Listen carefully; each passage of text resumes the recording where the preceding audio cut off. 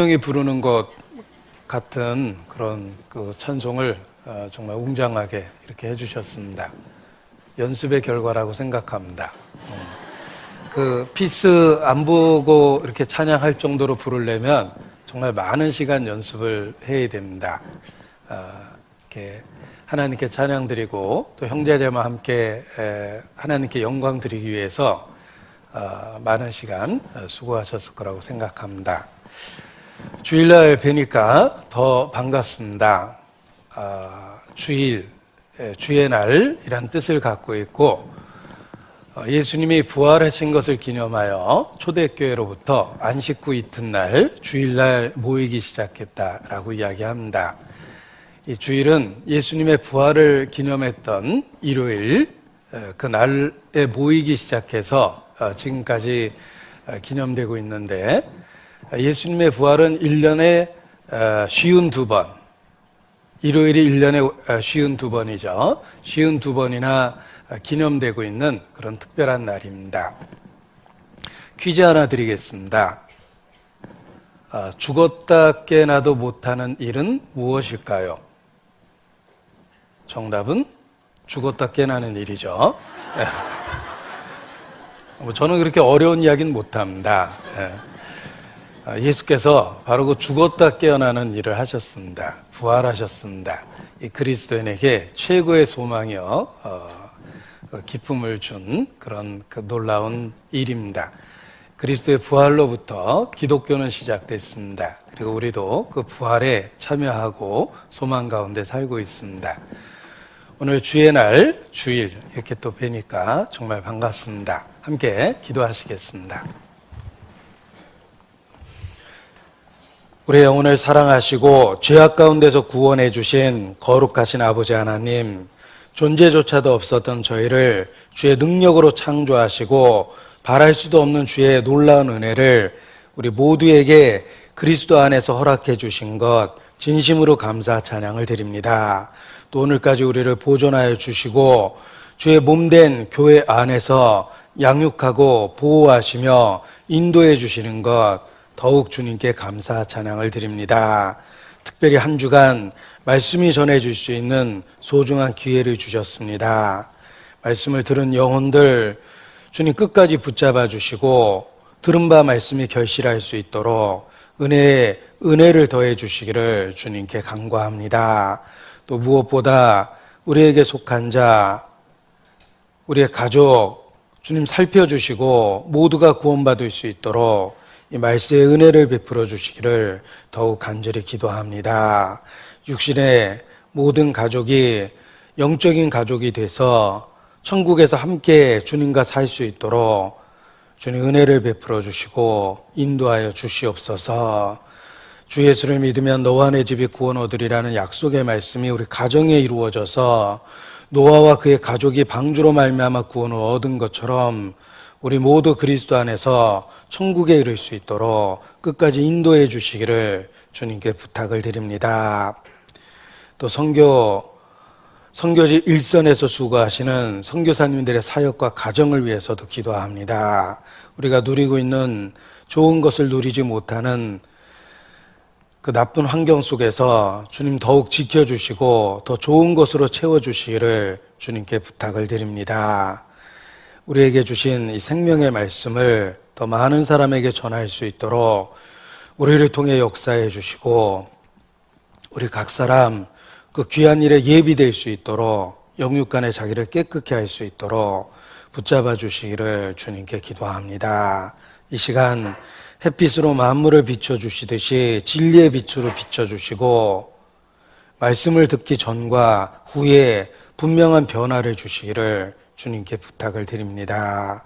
주께 의지합니다. 오직 주님만 바라보고 죽은 자를 살리시는 그 능력을 사모하고 기다립니다. 하나님의 영광만 나타내 주시옵소서. 주께 모든 것을 의지하며 우리와 함께 하시는 고마우신 우리 구주 예수님 이름으로 기도합니다. 아멘. 성경 요한복음 17장 찾겠습니다. 신약성경 요한복음 17장 8절 말씀, 17장 8절.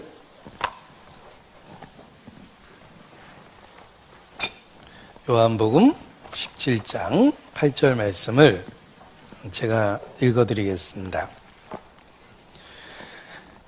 나는 아버지께서 내게 주신 말씀들을 저희에게 주었사오며 저희는 이것을 받고 내가 아버지께로부터 나온 줄을 참으로 아오며 아버지께서 나를 보내신 줄도 믿어 싸움나이다.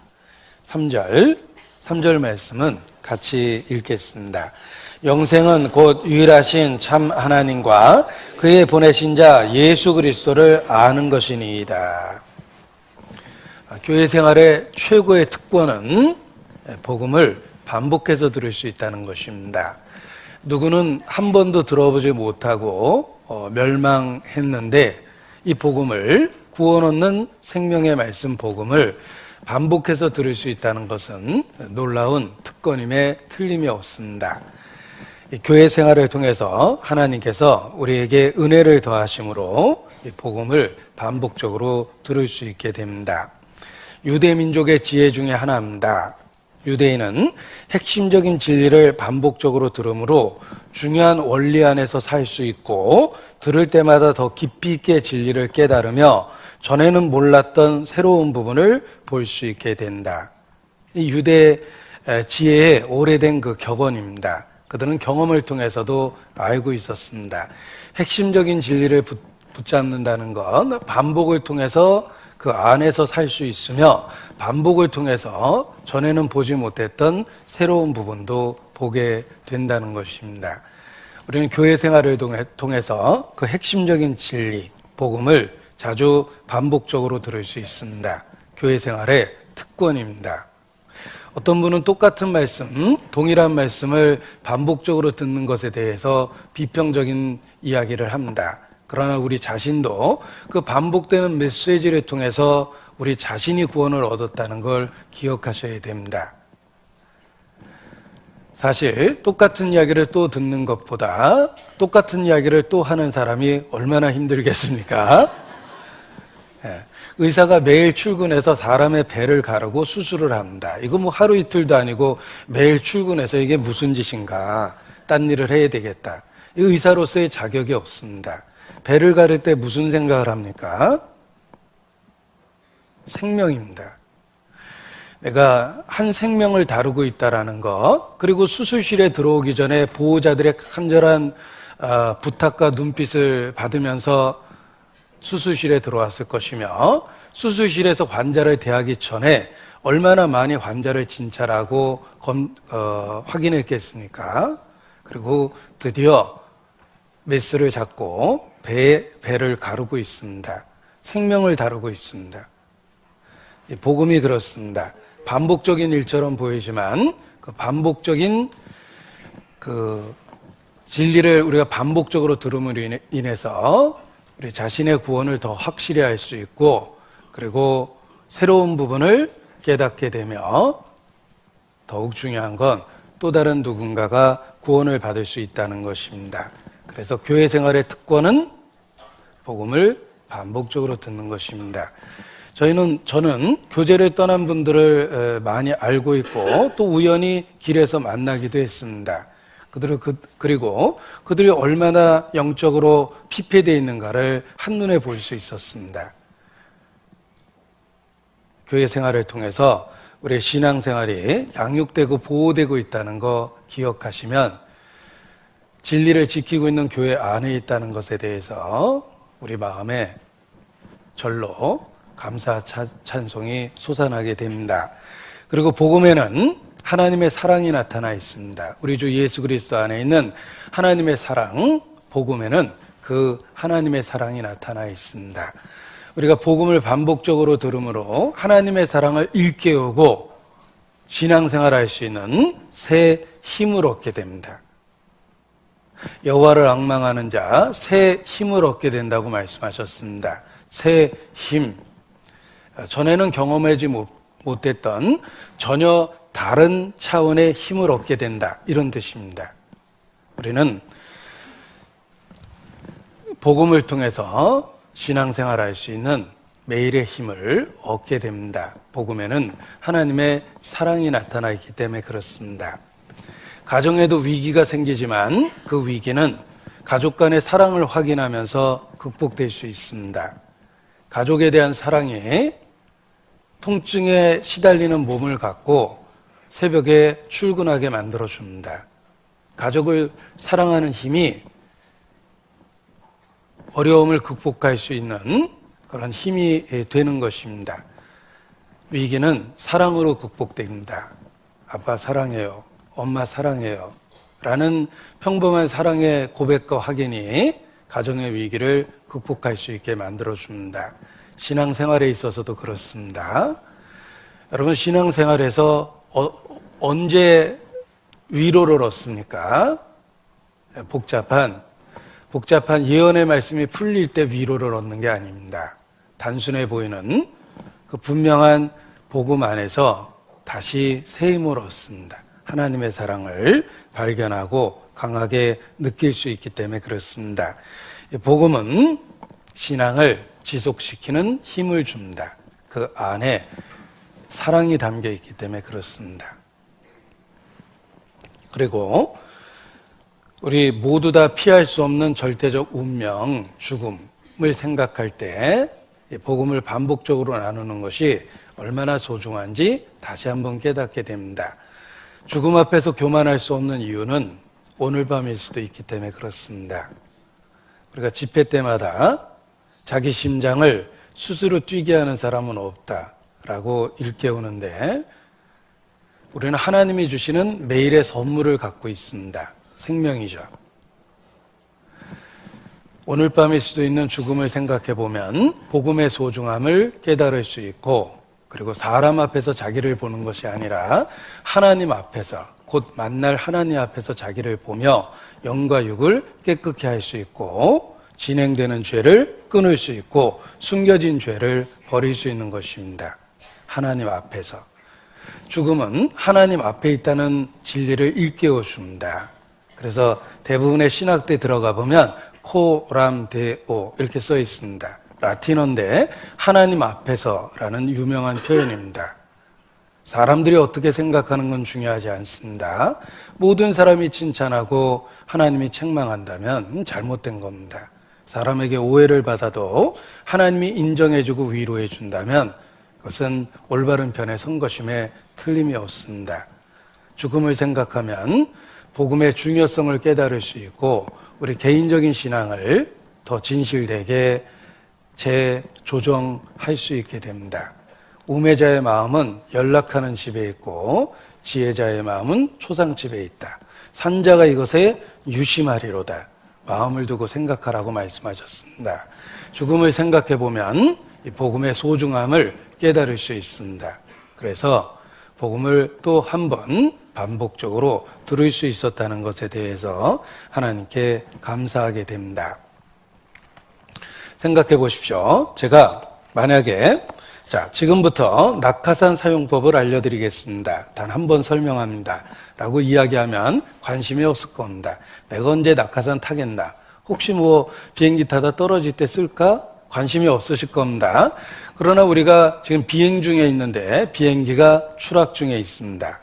그래서 낙하산을 하나씩 나눠드렸고 시간이 없습니다. 딱 한 번 낙하산 사용법을 설명해 드리겠습니다. 그러면 얼마나 초롱초롱하게 잘 들을까요? 긴박감을 갖고 지금부터 낙하산 사용법을 제가 설명하면 이해 안 가면 바로 질문을 할 겁니다. 마찬가지로 이 복음은 죽음 앞에서 우리에게 유일한 위로가 됩니다. 그리고 오늘 죽을 수도 있기 때문에 복음은 늘 일깨우고 그 중요성을 깨닫고 사는 것이 반드시 필요합니다.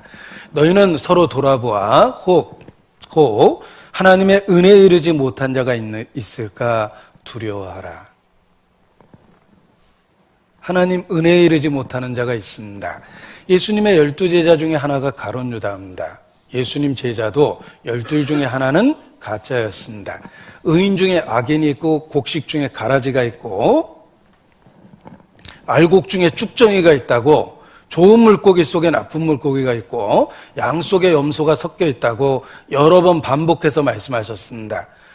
내가 믿음 안에 있는가 내 자신을 시험하고 스스로 확증하라. 이거 누가 해줄 수 있는 이야기가 아닙니다. 자기 믿음은 자기가 확인해야 되는 거예요. 내 스스로 확인하고 확증해야 됩니다. 스스로 돌이키라. 스스로라는 말이 있죠? 어느 누구도 해줄 수 있는 게 아닙니다. 자기 영혼의 문제를 하나님 앞에 늘 진지하게 고민하는 게 필요합니다. 예수께서 아마도 슬픈 눈빛을 갖고 제자들을 보셨을 겁니다.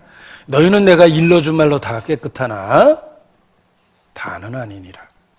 이는 자기를 팔 자가 누구인지 아심이니라 말씀하셨습니다. 정말 우리가 슬퍼해야 될 것은 우리가 다는 아니라는 겁니다. 12 중에 하나, 적어도 우리 중에 구원에 이르지 못하는 자가 있습니다. 그래서 복음을 반복적으로 전하는 것이 우리 모두에게 소중한 것입니다. 저는 특별히 교회 안에서 목사 생활하면서 더 분명하게 깨달았습니다. 제가 반복적으로 하고 있는 일 중에 하나가 장례식입니다. 서울교회에 있을 때는 더 많은 장례식을 치렀고 제가 인천교회 와서도 1년에 50회 이상의 장례식을 치릅니다. 생각보다는 참 많죠. 경조사 부의금 나가는 거 따져보니까 한 50번 이상 초상을 치릅니다. 죽음을 늘 가까이서 보고 있기 때문에 복음의 소중함을 더 깨닫게 됩니다. 그리고 한 주간 우리가 복음을 전할 수 있도록 보이는 것은 나타난 것으로 말미암아 된 것이 아니니라 라는 말씀처럼 우리 가운데 하나님께서 함께 하셨습니다. 그래서 말씀이 살아있고 역사하는 힘을 갖게 되는 것입니다.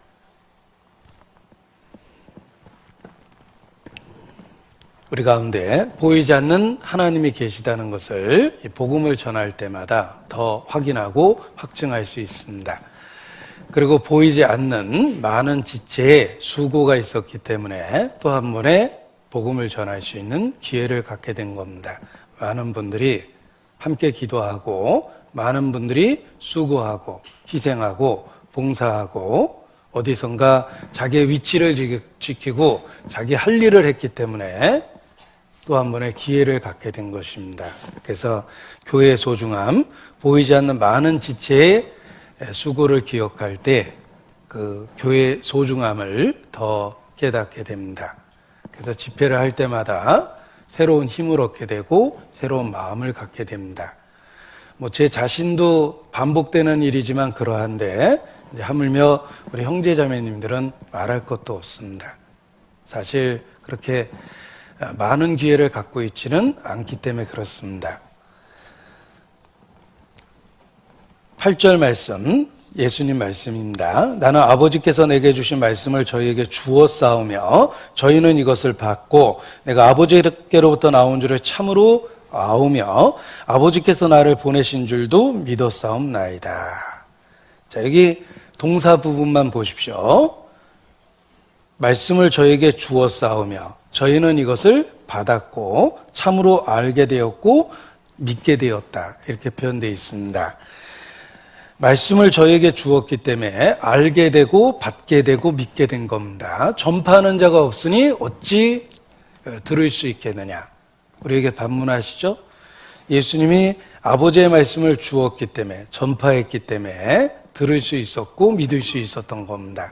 지금도 예수님의 몸된 교회를 통해서 말씀이 전파되고 있습니다. 그래서 사람들은 이것을 받고 알고 믿게 되는 겁니다. 한 주간의 집회에 이런 과정이 있었습니다. 하나님은 우리에게 말씀을 주었고 우리는 말씀을 전했고 말씀을 들었고 받았고 그리고 결론은 믿게 된 겁니다. 더 확실하게 믿음을 갖게 된 것입니다. 어제 드렸던 말씀 중에 그 집약적 계시의 원칙 이런 말씀을 드렸습니다. 어려운 표현 같지만은 그런 어려운 용어는 복잡한 내용을 짧게 기억할 수 있도록 만들어줍니다. 이 집약적 계시의 원칙이란 성경에 기록된 원칙을 성경을 분석하는 가운데 발견하게 된 겁니다. 핵심적인 진리를 한 문장에 담아놓거나 한 장에 정리했다는 것입니다. 히브리서 11장 믿음에 대한 내용을 정리했죠. 고린도전서 13장 사랑에 대한 이야기를 정리했습니다. 고린도전서 15장 부활에 대한 의미를 정리했습니다. 하나님은 핵심적인 진리를 정리해놓고 핵심이 무엇인지를 가르쳐 주신다는 것입니다. 때로는 한 구절, 때로는 한 장을 통해서 중요한 진리를 요약 정리하십니다. 이것이 집약적 계시의 원칙인데 요한복음 17장 3절이 집약적 계시의 원칙 중에 하나입니다. 한 문장 속에 핵심이 들어있죠. 영생은 곧 유일하신 참 하나님과 그의 보내신 자 예수 그리스도를 아는 것이니이다. 보십시오. 화면에 그대로 인용해 봤습니다. 영생은 곧 유일하신 참 하나님과 그의 보내신 자 예수 그리스도를 아는 것이니이다. 짧은 구절 속에 핵심이 들어있습니다. 영원한 생명, 인생의 목적입니다. 인생 3막으로 이루어져 있다라고 표현합니다. 어머니 태중의 10개월, 제 1막이었습니다. 전부가 아니죠? 10개월을 준비해서 이 세상에 태어났습니다. 인생 7, 80이 시작됐는데 인생 제2막입니다. 끝이 아닙니다. 어느 날 죽음이 시작될 것입니다. 제3막이 시작됩니다. 죽음 그리고 그 이후 영원한 세계가 있습니다. 그래서 인생은 3막이다. 태중의 기간, 7, 80의 현세, 그리고 죽음 이후 영원한 세계. 궁극적인 목적은 영원한 세계로 나가는 것이며 인생의 목적은 한마디로 영생을 얻는 것입니다. 어떤 분이 길에서 용감하게 전도했습니다. 예수 믿으세요 하고 소리 쳤는데 아무도 들은 척 안 하고 지나갑니다. 그래도 꿋꿋하게 예수 믿으세요 하고 소리쳤습니다. 그런데 한 분이 지나가다 딱 멈추더래요. 예수 믿으세요 그랬더니 딱 멈추더니 이렇게 돌이키면서 물어보더랍니다. 왜요? 이 소리쳤던 분이 당황이 됐답니다. 그동안 아무도 안 물어봤거든요. 근데 갑자기 왜요? 그러니까 이게 확 당황이 됐는데 다행히 유행어를 통해서 아주 재치 있게 대답을 했답니다. 예수 믿고 부자 되세요. 이렇게 대답했더니 얼굴에 비웃음이 가득해지더랍니다. 나 돈 많아요? 그러고 가더랍니다. 예수 믿으면 부자 되는 거 아닙니다. 예수 믿으면 건강한 거 아닙니다. 안 믿고 건강한 사람 많고 안 믿고 부자 많습니다. 뭐하러 예수 믿습니까? 예수 믿었다가 순교당하는 사람도 있던데 예수 믿으면 영생을 얻습니다. 하나님이 우리에게 주시고자 하는 것은 영생입니다. 예수님을 왜 믿습니까? 내 나라는 이 세상에 속한 것이 아니니라 분명하게 말씀하셨죠? 우리에게 영원한 생명을 주십니다. 그래서 기독교는 내세의 종교며 부활의 종교입니다. 만일 우리의 바라는 것이 다만 금생뿐이면 우리가 세상에서 가장 불쌍한 자가 될 거라고 말씀하셨습니다. 만약 현세뿐이라면 우리가 제일 불쌍한 거예요. 예수 믿는다고 삶의 대부분을 시간과 물질을 예수 믿는 데 사용하고 살아왔는데 거짓이라면 우리가 제일 불쌍한 사람이 되는 겁니다. 근데 요즘 예수 믿는 사람은 별로 안 불쌍하더라고요. 별로 투자한 게 없어가지고. 잘못된 거예요. 정말 그리스도인은 삶의 궁극적 목적을 영원한 세계에 둡니다. 영원한 세계가 없으면 우리는 쫄딱 망하는 거예요. 아파트 입주한다 그래가지고 계약금, 중도금, 빚까지 내가지고 어렵게 다 갖다 뒀는데 드디어 입주하는 날 가봤더니 나는 107동인데 아파트가 106동밖에 없어요. 이거 어떻게 된 건가? 사기당한 거예요. 없는 107동 만들어서 사기당했습니다. 정말 살고 싶지 않을 거예요. 내가 어떻게 해서 모은 재물을 한 번에 다 날려버린 겁니다. 하물며 죽음을 건너갔는데 아무것도 없더라. 심지어는 순교도 불사하고 갔는데 기독교는 인류 역사상 최악의 범죄며 예수 믿으라고 소리쳤던 사람들은 다 범죄자입니다. 인류 역사상 최고의 사기극이 될 거예요. 만일 우리의 바라는 것이 금생뿐이면 우리가 세상에서 제일 불쌍한 사람이 됩니다. 그러나 성경은 결코 그렇지 않다라고 우리에게 약속하십니다. 부활이 있습니다. 영원한 세계가 있습니다. 우리가 살고 있는 이 세상은 부활에 대한 예증으로 가득 차 있습니다. 작은 씨앗을 심는데 아름다운 꽃이 되죠? 부활을 보여주며 우리는 어제 저녁 쓰러져 있듯 잠이 들었는데 오늘 아침 새로운 힘을 갖고 다시 모였습니다. 부활에 대한 예증이에요. 한겨울 모든 것이 꽁꽁 얼어붙었습니다. 다 끝난 줄 알았는데 봄이 오니까 따뜻한 바람이 불고 파란 싹이 나고 꽃이 피기 시작합니다. 다 끝난 줄 알았던 대자연에 기적이 생기고 있죠? 부활입니다. 날개에 있는 모든 것은 다 두 번 태어납니다. 우연이라고 생각하십니까? 부활을 가르쳐 주려고 그런 거예요. 우리 현세의 삶은 알과 같이 불완전합니다. 흔들면 골아버리고 떨어뜨리면 깨져버립니다. 그러나 암탉의 사랑으로 품어지면 병아리가 되듯이 부활의 생명이 있습니다. 이 대자연도 부활이 있다는 것을 수없이 많은 증거로 확신시켜 줍니다. 영원한 세계가 있습니다. 영생을 얻는 것, 이것이 인생의 목적입니다. 오늘 하루 영원한 세계와 상관없이 살았다면 인생을 낭비하신 거예요. 악하게 산 겁니다. 보십시오. 영원한 생명을 얻지 못한다면 그 인생은 딱 두 단어로 요약할 수 있습니다. 인생 헛되게 사신 거예요. 하나님의 뜻을 저버렸으니 인생 악하게 산 겁니다. 악하고 게으른 종아, 그렇게 책망을 받게 됩니다. 현세만을 위해서 살아서 인생이 헛되게 된 거예요. 인생은 영원한 세계를 목표로 하고 있는데 왜 악합니까? 하나님의 형상으로 지음받은 사람이 무신론적인 삶을 살았으니, 하나님과 상관없이 살았으니 인생 악하게 된 거예요. 영생을 얻지 못한다면, 하나님과 상관없이 살았다면 그 인생 헛되고 악합니다. 제가 성경 읽기 전에 가장 잘 읽은 책은 삼국지입니다. 삼국지를 가장 잘 읽을 수밖에 없었던 슬픈 사연이 있습니다. 제가 어려서 책을 좋아했는데 책이 없었어요. 그러니까 집에 있는 모든 책은 다 읽었습니다. 심지어는 조동춘 씨의 사랑받는 아내도 국민학교 때 읽었어요. 보고 싶어 본 게 아니라 볼 책이 없으니까 그냥 읽었어요. 그냥 닥치는 대로 책을 봤는데 어느 날 아버지께서 삼국지 완역본을 사줬어요. 10권짜리. 일본 사람이 번역한 완역본이 있습니다. 유비가 그 비싼 차를 사는 장면부터 시작되는 게 그 일본 사람이 번역한 삼국지 완역판이에요. 그런데 그 10권짜리 그 완역판을 사줬는데 책이 없었던 제게 드디어 책이 생긴 거예요.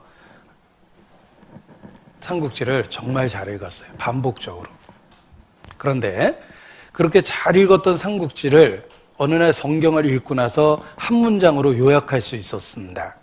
삼국지를 한 문장으로 요약하면 싸우다 죽다입니다. 유비도 죽죠. 시대의 간흥 조조도 죽죠. 장비도 죽죠. 관우도 죽죠. 다 죽습니다. 싸우다 죽다. 그게 인생이에요. 하나님과 상관없이 살면 인생 먹다 죽다예요. 좀 허무하십니까? 한 글자 더 붙여드릴 수는 있어요. 잘 먹다 죽다. 이렇게. 잘자가 붙었냐 안 붙었냐 차이지, 하나님과 상관없이 살면 인생 헛됩니다. 전도자가 가로되 헛되고 헛되며 헛되고 헛되니 모든 것이 헛되도다. 5번 얘기했죠? 좀 깨달으란 뜻이에요. 눈은 보아도 족함이 없고 귀는 들어도 차지 아니하는 도다. 소득을 사랑하는 자는 풍부함으로 만족함이 없고 은을 사랑하는 자는 은으로 만족함이 없을 것이라. 사람이 해 아래에서 하는 그 모든 수고가 무엇이 자기에게 유익한고, 일평생 어두운 데서 먹으며 번뇌와 병과 분노가 저에게 임하느니라. 사람은 고난을 위하여 났으니 불티가 위로 나른 같도다. 사람이 해 아래서 평생에 미친 마음을 품다가 후에는 죽은 자에게로 돌아갈 것이니 전도자가 가로되 모든 것이 다 헛되도다. 사람이 짐승과 다름이 없음을 저희로 깨닫게 하려 하심이라 말씀하셨습니다. 현세만을 위해서 살면 짐승같이 사는 거예요. 헛되게 산 겁니다. 그리고 하나님 뜻을 저버렸으니 악한 겁니다. 자, 하나님은 우리에게 궁극적으로 영생을 주시고자 합니다.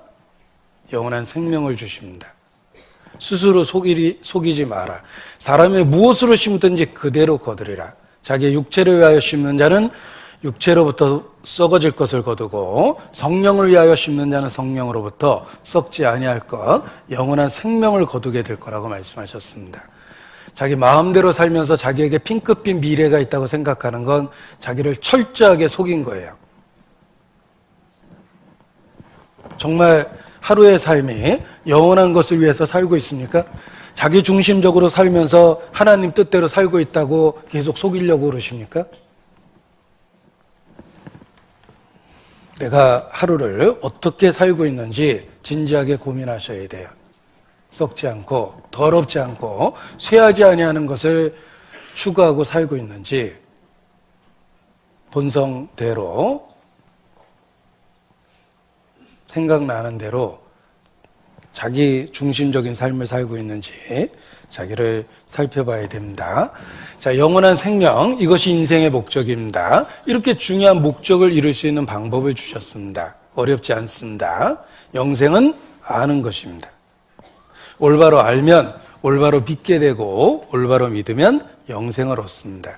영생은 아는 것입니다. 철로역정이라는 기독교 역사 속에서 성경담으로 많이 팔린 책이 있습니다. 그 책의 마지막 장면은 충격적이에요. 한 사람이 지옥으로 뚝 떨어집니다. 충격적이죠? 아주 인상적이기도 합니다. 한 사람이 지옥으로 그냥 뚝 떨어지는 장면이 마지막 장면인데 그 사람 이름이 실명으로 기록되어 있습니다. 그 이름은 무지입니다. ignorance, 지혜가 없음, 이런 뜻이에요. 무지, 하나님에 대한 지혜와 지식이 없어서 망한다, 이런 뜻입니다. 호세아 선지자도 외쳤죠. 내 백성이 지식이 없어 망하는도다. 모르면 망하는 거예요. 영생은 아는 것입니다. 모르면 망합니다. 너희가 그때는 하나님을 알지 못하여 본질상 하나님의 아닌 자들에게 종노릇하였다.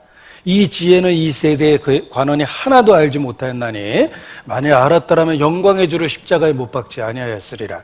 모르니까 하나님의 아들도 십자가에 못 박아놓은 거예요. 무지가 하나님의 아들을 죽인 겁니다. 저희가 이런 일을 할 것은 나와 아버지를 알지 못함이니이다. 하나님에 대해서 모르면 멸망하게 돼 있습니다. 영생은 아는 것입니다. 그런즉 우리가 알자. 여호와를 알자. 힘써 여호와를 알자. 올바로 알아야지 올바로 믿을 수 있는 겁니다. 자, 화면을 다시 봐주시기 바랍니다. 영생은 아는 것입니다. 제가 읽겠습니다. 영생은 곧 유일하신 참 하나님과 그의 보내신 자 예수 그리스도를 아는 것이니이다. 참 하나님과. 여기 왜 참자가 있을까? 가짜가 많다는 거예요. 하나님 믿는 세계 속에 가짜가 많습니다. 잘못된 것이 많습니다. 제가 한번 찾아봤습니다. 그 믿음에 관하여는 저희가 파선하였느니라. 후일에 어떤 사람들이 믿음에서 떠날 것이다. 떠났다는 말은 원래 있었다가 옮겼다는 뜻이죠. 믿음을 배반한 자의 불신자보다 악한 자니라. 처음 믿음을 저버렸으므로 심판을 받느니라. 이는 저희가 믿음에서 벗어났느니라. 믿음에 관하여는 저희가 버려온 자니라. 잘못된 믿음에 대한 경고가 많습니다. 그래서 하나님을 믿되 참 하나님을 믿어야 된다고 강조한 겁니다. 이 통찰력 있는 한 학자는 이렇게 표현했습니다. 정말 천재적인 통찰력이라고 생각을 했습니다. 기독교는 진리다. 왜냐하면 가짜가 많기 때문이다. 잘 생각해 보십시오. 기독교는 진리다. 왜냐하면 가짜가 많기 때문이다.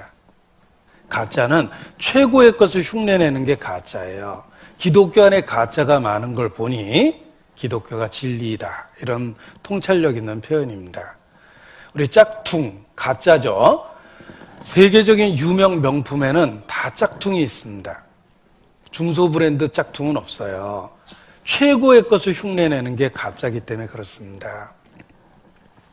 저도 명품 쪽에 좀 참여할까 해서 일단 소품부터 시작하자. 그래서 손수건을 브랜드 있는 거로 모처럼 하나 샀습니다. 손수건 하나 명품으로 샀는데 피에르 까르댕 들어보셨죠? 네. 그런데 집에 와서 보니까 피에르 가로등인 거 있죠.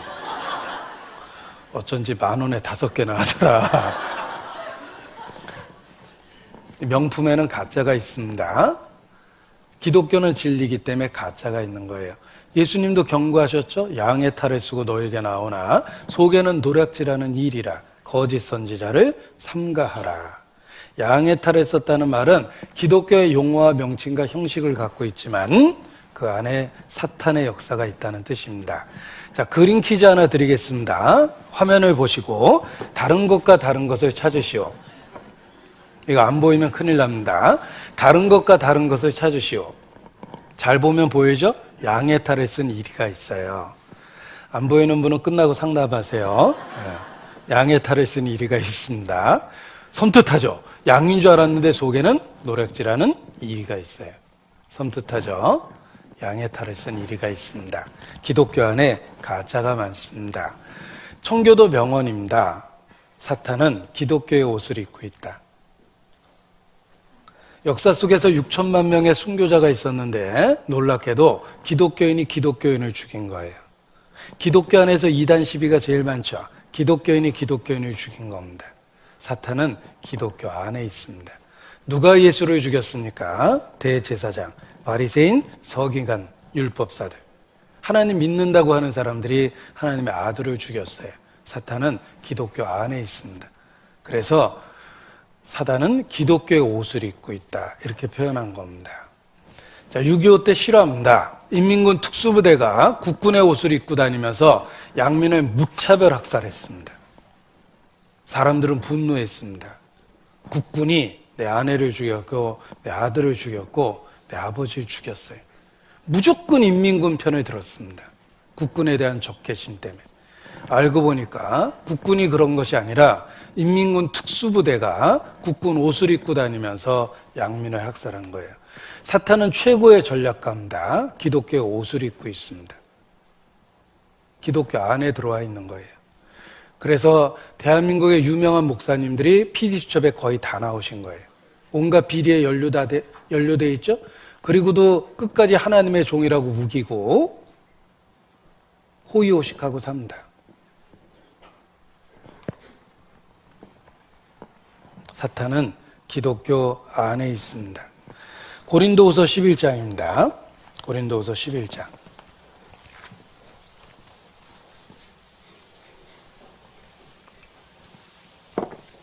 4절입니다.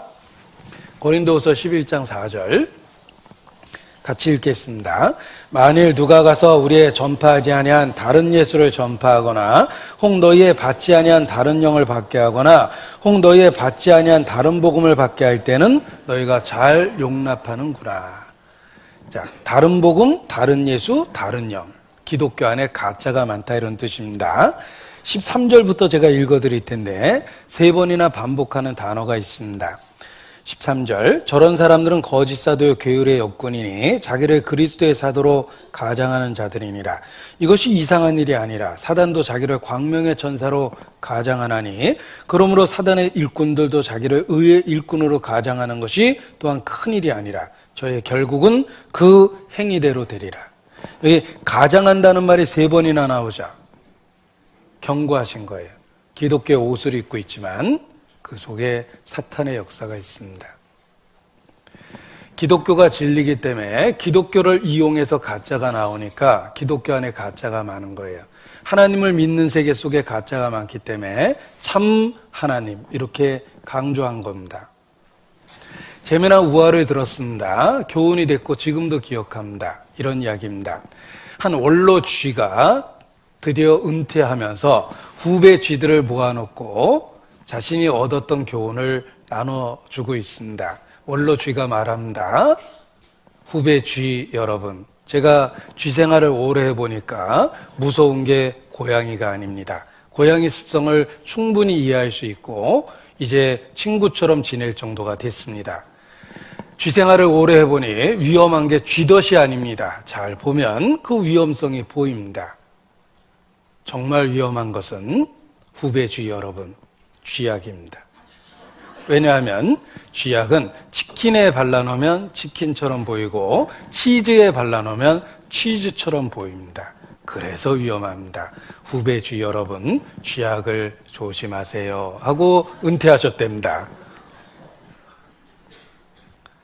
쥐약은 모양이 없어요. 치킨에 발라놓으면 치킨이고 치즈에 발라놓으면 치즈죠. 기독교 안에 쥐약을 발라놓는 거예요. 맞는 얘기 속에 독약이 들었으니 독약이 돼버리는 겁니다. 사탄은 기독교 안에 들어와 있습니다. 제가 지나치게 얘기하는 게 아닙니다. 제가 잘 읽은 책 중에 하나가 철로역정인데 크리스찬이 천성을 향해서 가는 길에 소위 믿는다고 하는 사람 여러 종류를 만나게 되는데 사람들이 믿는다고 하면서 이뤄지는 사람이 많다라는 걸 크리스찬이 만난 사람들을 통해서 우화처럼 설명해 주고 있는 겁니다. 개인적으로도 한번 공부해 보십시오. 크리스찬이 철로역정, 천성에 이르는 길 가운데 만난 잘못된 사람들의 이름이 있습니다. 이름만 갖고 있는 명목상의 크리스찬들을 비유해 놓은 거예요. 미련쟁이, 게으름쟁이, 거드름쟁이를 만납니다. 영적인 것에 대한 관심이 없고 안락한 삶만을 추구하는 어리석은 사람, 게으름쟁이도 있고 거룩하게 힘쓰고 죄와 싸우는 생활에 전혀 관심이 없는 미련한 사람도 있고 그리고 죄 가운데 살면서도 자기를 위대한 그리스도인이라고 착각하는 거드름쟁이도 있어요. 이게 다 기독교 안에 잘못된 부류들을 은유해서 표현한 겁니다. 그들은 길에서 약간 벗어난 곳에서 발목에 쇠고랑이를 차고 잠을 자고 있습니다. 그 세 사람의 이름이 미련쟁이, 게으름쟁이, 거드름쟁이에요. 기독교 안에 잘못된 부류를 그렇게 지적한 겁니다. 또 길을 가는데 누군가가 담을 훌쩍 뛰어넘고 오죠? 크리스찬이 말합니다. 우리 주님 말씀에 담 넘어오면 도적이여 강도라고 그랬는데 돌아서 저기 좁은 문을 향해서 다시 오십시오라고 이야기하니까 화냅니다. 언제 거기까지 갔다 오냐. 우리 조상 때부터 우리는 담 넘어오는 걸 좋아한다. 당신 이름이 뭐요? 형식주의와 위선자예요. 거듭나지 않고 그냥 길을 가고 있는 거죠. 외적으로는 똑같이 믿는다고 생각하는데 거듭난 경험이 없어요. 죄에 대한 깨달음도 없고 죄로 인해서 예수 그리스도를 통해서 죄의 놀라운 은혜를 경험한 거듭난 경험도 없습니다. 그냥 길을 가고 있는 거예요. 당신이나 나나 믿는 거 똑같은데 같은 길을 가는데 뭐가 잘못됐냐 이렇게 주장하는 담 넘어온 사람들도 있었습니다. 그리고 또 자만이라는 고장 출신의 청년을 만나게 되는데 고향이 자만, 교만한 동네죠. 그 동네 출신의 무지라는 청년도 만나요. 그래서 무지와 끊임없이 논쟁합니다. 크리스찬이. 그 논쟁하는 이야기를 잘 들여다보면 우리 시대 거듭나지 못한 그리스도인이 하는 이야기와 너무너무 똑같습니다. 1600년도에 발간된 철로역정에도 이렇게 여러 종류의 이뤄진 사람에 대한 명시가 있는데 그것은 어느 시대나 다 있다는 거예요. 명목상의 크리스찬, 신앙의 고백이 입술에 있고 삶의 변화 없이 자기 만족으로 살아가는 사람들, 그런 사람들은 수도 없이 많습니다. 그래서 믿되 올바로 믿어야 되는 거예요. 가짜가 많기 때문에. 어느 누구도 자기 자신에 대한 경계를 늦추면 안 됩니다. 생명은 없고 성령은 없고 삶의 변화가 없는 사람 많습니다. 자기로서 자기를 비교하고 자기가 잣대예요. 그리고 자기 만족감에 빠져서 삽니다. 하나님을 믿되 올바로 믿는 게 중요합니다. 천국은 크고 넓지만 들어가는 문이 좁다라고 그러죠. 좁은 문으로 들어가기를 힘쓰라. 멸망으로 인도하는 문은 그 길이 크고 넓어 찾는 이가 많고 생명으로 인도하는 문은 그 길이 좁고 협착함이니라. 말씀을 붙들어 보면 왜 천국이 좁은 문인지 알게 됩니다. 자기 자신을 말씀이라는 기준으로 끊임없이 살펴봐야 됩니다. 자, 영생은 아는 것이며 참 하나님, 올바른 하나님을 아는 것입니다. 참 하나님, 가짜가 많다는 뜻이죠. 그렇다면 어떤 하나님이 참 하나님일까? 창세기로부터 요한계시록에 등장하는 일관성 있는 하나님의 모습이 있습니다. 성경에 나타난 참 하나님은 기억하십시오. 거룩하신 하나님입니다. 의로우신 하나님입니다. 창세기로부터 요한계시록에 이르기까지 일관성 있게 나타나는 하나님의 모습은 거룩하다예요. 그래서 천사들이 하나님 나타나실 때 거룩하다, 거룩하다, 거룩하다 화창한 겁니다. 하나님이 거룩하다는 걸 기억하라는 거예요. 하나님이 시내산에 나타나실 때 우레와 번개와 천둥과 지진과 불 가운데서 나타났죠? 하나님은 거룩하다라는 걸 기억하라는 뜻입니다. 하나님이 왜 십계명을 주셨습니까? 계명은 거룩하고 의롭고 선합니다. 하나님은 거룩하고 의롭고 선합니다. 참 하나님은 죄악을 미워하시는 하나님이십니다. 인자한 할아버지가 아닙니다.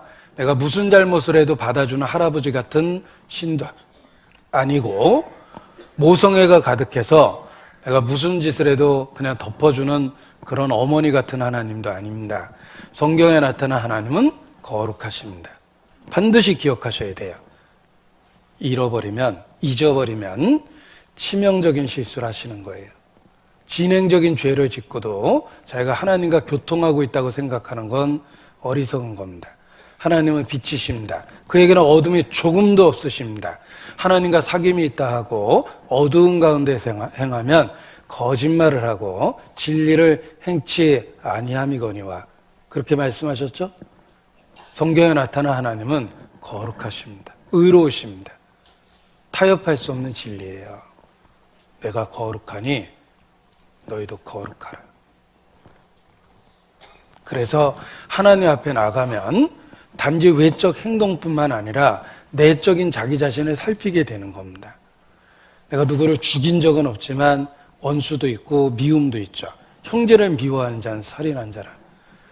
내가 성적 유혹을 받고 거절은 해도 마음에 유혹이 되는 건 사실이에요. 음욕이 있으면 누구든지 여자를 보고 음욕을 품으면 이미 간음했다. 그래서 하나님 앞에 나아가려고 할 때 자기 중심을 볼 수밖에 없는 거예요. 어떤 시인의 고백처럼 잎새에는 바람에도 나는 괴로워했다. 하늘을 우러러 한 점 부끄러 먹기를 잎새에는 바람에도 나는 괴로워했다 그랬죠? 빛이 밝아지면 어둠이 보이게 돼 있습니다. 죄에 대한 깨달음을 갖게 돼 있어요. 성경에 나타난 하나님은 의롭고 거룩한 하나님입니다. 여러분 반드시 기억하셔야 돼요. 하나님은 거룩하십니다. 마태복음 5장입니다. 마태복음 5장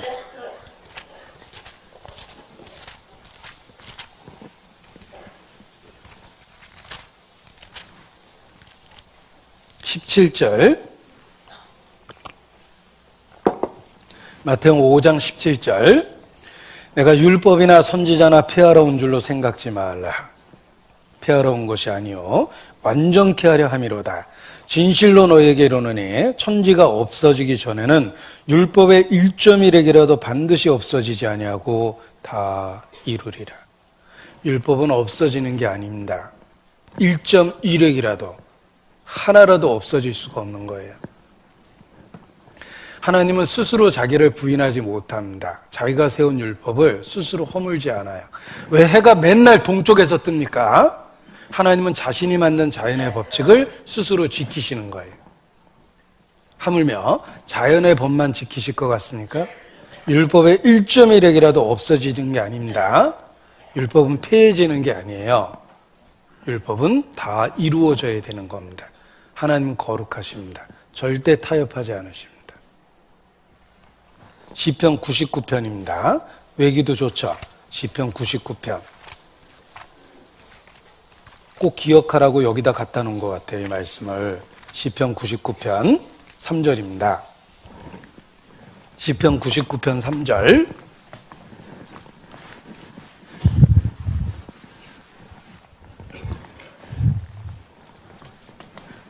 제가 읽겠습니다. 주의 크고 두려운 이름을 찬송할지어다.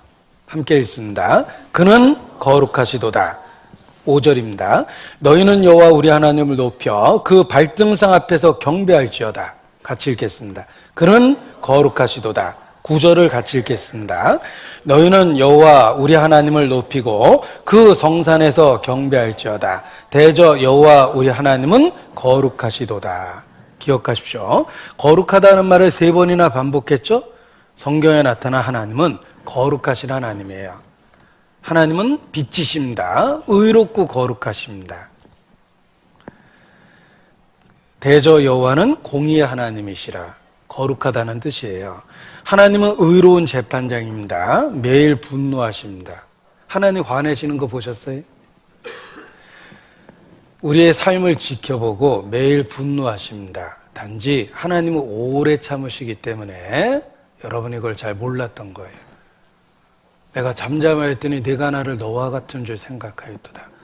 여호와께서 그 칼을 가르시며 악인을 위하여 화전, 불화살을 예비하였도다. 이미 우리 심장을 향해서 당겨놓고 있다는 거예요.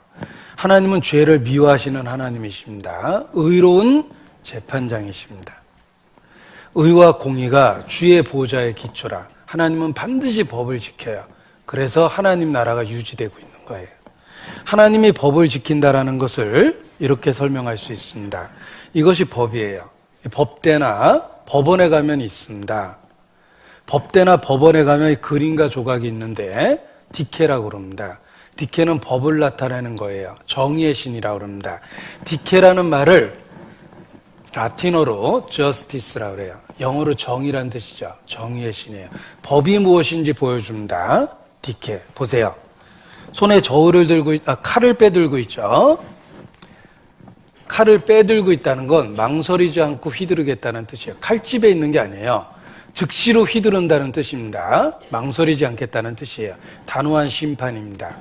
손에 저울 들고 있죠? 공평하게 법대로 하겠다. 대통령이라도 사법 처리하겠다. 공평하게 법대로 하겠다. 이런 뜻이에요. 이게 대한민국 경찰입니다. 독수리는 신속하다, 용맹하다. 잘 보시면 저울이 있죠. 목에 저울 걸려 있죠? 법대로 법을 집행하겠다. 저울 붙어 있습니다. 육군 군사법원, 칼, 단호한 심판, 저울, 공평한 법 집행. 대법원 표시입니다. 저울 들고 있죠? 법대로 하겠다. 자, 그런데 이 법은, 디케는 항상 눈을 감고 있습니다. 디케가 왜 눈을 감고 있을까? 디케가 왜 눈을 감고 있습니까? 어떻게 표현하든 눈을 감고 있죠. 눈을 감고 있습니다. 디케의 눈. 그는 감겨 있습니다. 이것이 법이에요. 절대 봐주지 않겠다는 뜻이에요. 법입니다. 재판하다가 조카라서 봐주고, 같은 해병대 나왔다고 봐주고, 같은 전라도라고 봐주고, 이런 거 없어요. 법입니다. 그래서 눈을 감고 있는 거예요.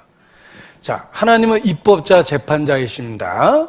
하나님은 입법자 재판자이십니다. 하물며 하나님은 반드시 법을 지킵니다.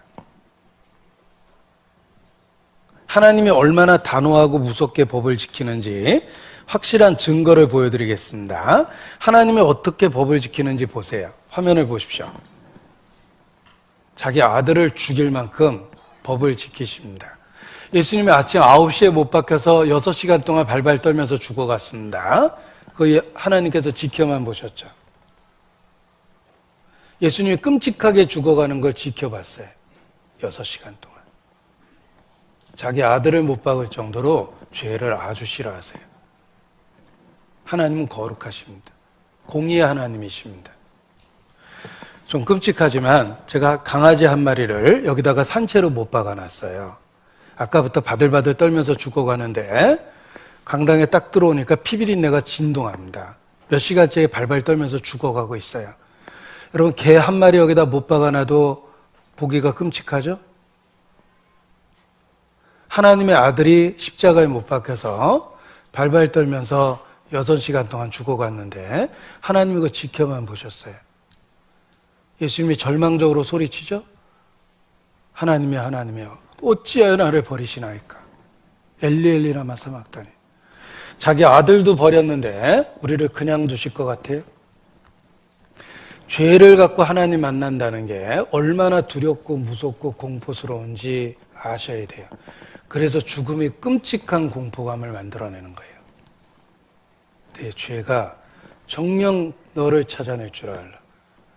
차라리 태어나지 않은 것이 제게는 좋을 뻔했느니라. 기억하십시오. 참 하나님은 죄를 미워합니다. 거룩하십니다. 의로우십니다. 그에게는 어둠이 조금도 없으십니다. 자, 그런데 어제는 제가 십자가를 보여드리면서 하나님이 우리를 얼마나 사랑하시는지, 우리를 위해서 죽기까지 하셨다고 말씀을 드렸는데, 지금은 말이 바뀌었죠? 하나님이 죄를 얼마나 미워하시는지, 자기 아들을 십자가에 산채로 못 박을 만큼 죄를 미워하세요. 왜 말이 바뀌었습니까? 십자가는 다중의 진리, 이중의 진리를 보여주고 있는 거예요. 하나님은 빛이십니다. 거룩하십니다. 하나님은 사랑이십니다. 이 두 가지 진리가 십자가에 한 번에 나타난 거예요. 십자가는 이중의 진리를 계시하고 있습니다. 십자가에서 하나님의 사랑을 보셨습니까? 죄송합니다. 낙제입니다. 십자가에서 무엇을 보셨습니까? 하나님의 사랑을 보셨습니까? 낙제라고 그랬죠? 틀렸습니다. 십자가는 하나님의 사랑이 나타난 게 아니에요. 하나님의 의로운 사랑이 나타난 거예요. 법을 지킨 의로운 사랑이에요. 죄를 얼마나 미워하는지를 확실하게 보여주신 거예요. 자기 아들을 못 박을 만큼. 그런데 내가 죽어야 될 곳에서 대신 죽으셨죠? 우리에 대한 사랑을 보여준 거예요. 십자가는 의로운 사랑입니다. 십자가는 하나님이 거룩하시고 죄에 대해서 타협하지 아니하시며 죄가 얼마나 파괴적인 결과를 가져오는지를 확실히 보여주셨습니다. 죄를 얼마나 미워하는지를 보여준 거예요. 그럼에도 불구하고 기꺼이 우리를 구원하시려는 사랑도 보여주셨고, 우리를 구원하는 것이 결코 쉽지 않았다는 걸 보여주며 우리를 구원하기 위해서 엄청난 대가가 지불됐다는 걸 확실히 보여준 거예요. 십자가는 다중의 진리입니다.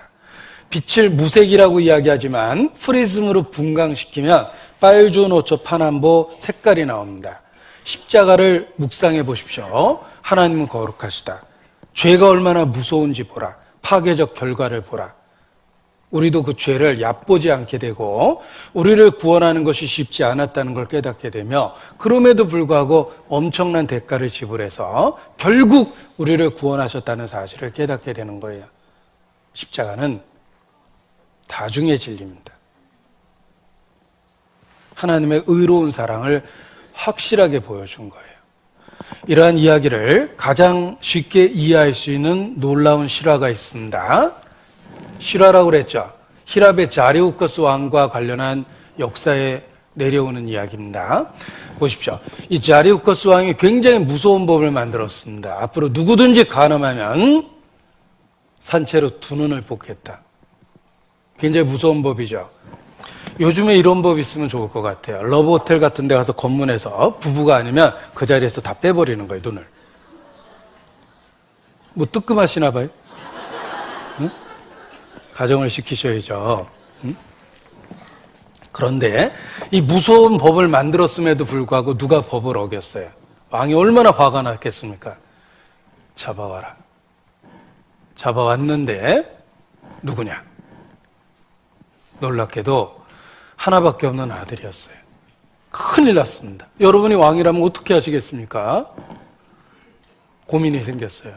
법대로 하자니 아들의 눈을 빼야 되고, 아들의 눈을 어떻게 뺍니까? 법을 어길 수도 없고. 왕은 고민했습니다.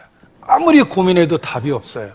결국 법대로 할 수밖에 없어요. 공의는 지켜야 하느니라. 으악! 정말 눈을 빼버렸어요. 그런데 알고 보니까 아들 눈을 하나 빼고 자기 눈을 뽑아버렸어요. 두 눈 뽑혔죠? 법이 지켜졌죠? 그런데 한쪽 눈은 자기 눈을 뽑았어요. 자리우커스 왕입니다. 박물관에 있는 부조물이에요. 실화예요. 법을 지킨 왕. 십자가는 법을 지킨 하나님의 모습이에요. 예수님이 죽었죠? 법을 지켰어요. 끔찍하게 죽었죠? 완전하게 지켰어요. 근데 내가 죽어야 되는데 대신 죽었죠. 하나님의 의로운 사랑을 보여준 거예요. 십자가는 하나님의 의로운 사랑을 보여준 겁니다. 로마서 3장. 로마서 3장입니다.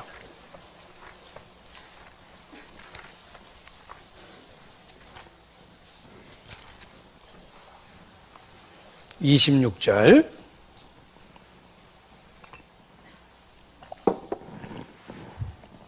로마서 3장 26절 같이 읽죠. 곧 이때에 자기의 의로우심을 나타내사 자기도 의로우시며 또한 예수 믿는 자를 의롭다 하려 하심이니라. 이때에 십자가를 보십시오. 이때에 자기도 의로우사 하나님이 죄를 얼마나 미워하고 있는지 보여주셨죠. 또한 예수 믿는 자를 의롭다 하려 하심이니라. 그리고 우리를 구원하실 수 있는 길을 열어놓으셨어요. 그것이 십자가입니다. 공의와 사랑이 한 번에 나타난 사건이 십자가며 성경은 그 놀라운 이야기를 우리에게 증거해주고 있습니다. 제가 시편 읽으면서 정말 신기했어요. 그거 한번 다 찾아봤습니다. 보여드리겠습니다. 시편 읽으면서 정말 신기했는데 잘 보세요. 한 문장에 하나님의 공의와 사랑이 한 번에 다 나타납니다. 한 문장에. 시편 98편 2절 여호와께서 그 구원을 알게 하시며 그 의를 열방의 목전에 명백히 나타내셨도다. 어디서? 십자가에서. 그 구원을 나타내셨고 그 의를 나타내셨어요. His salvation, His righteousness. 구원과 의로움을 한 번에 명백히 나타내셨죠. 십자가에서. 시편 71편 15절 내가 측량할 수 없는 주의 의와 구원을 내 입으로 종일 전하리이다.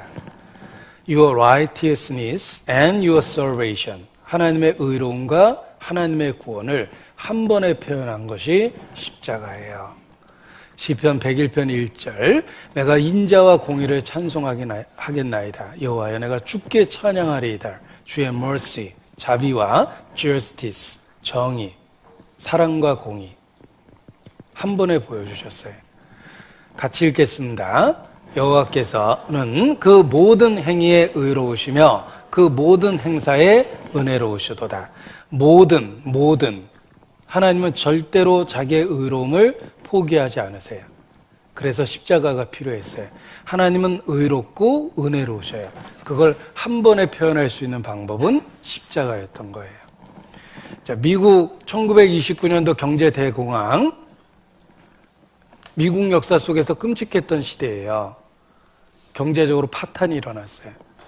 모든 사람이 경제적으로 어렵고 힘들었습니다. 빵 한 조각 사 먹기도 어려웠대요. 우리 시대에 그때와 비교할 수 없는 경제적 파탄이 일어날 거다. 그렇게 경제학자들은 예측합니다. 자, 1929년도 경제적인 대공황이 있었을 때 있었던 실화입니다. 한 나이든 노인이 배가 너무 고파서 빵집 주변을 배회하다가 빵을 훔쳐서 달아나다 현장에서 잡혔습니다. 미국 법이 얼마나 엄한지 아시죠?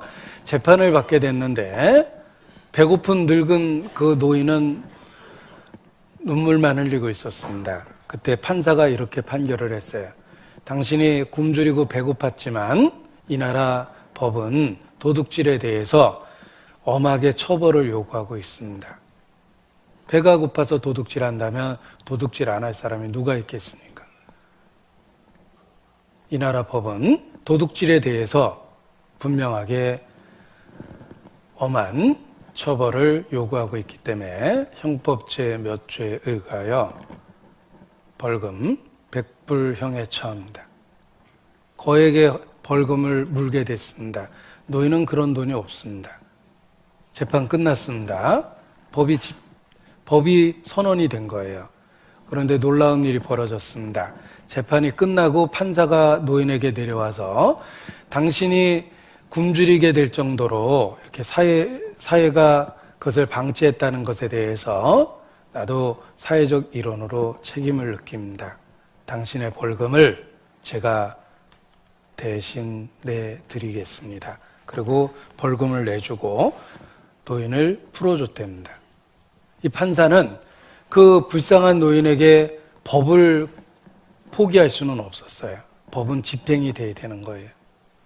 법대로 선언했지만 개인적인 자비를 베풀어 준 거예요. 법과 사랑을 한 번에 이루었습니다. 십자가는 하나님의 법과 사랑이 한 번에 이루어진 사건이에요. 하나님의 지혜죠. 호세아서 2장입니다. 호세아서 2장. 호세아서는 다니엘서 다음에 있습니다. 그럼 다니엘서는 어디 있죠? 당연히 호세아서 앞에 있습니다. 이렇게 쉽습니까? 네. 호세아서 2장 19절입니다. 호세아서 2장 19절.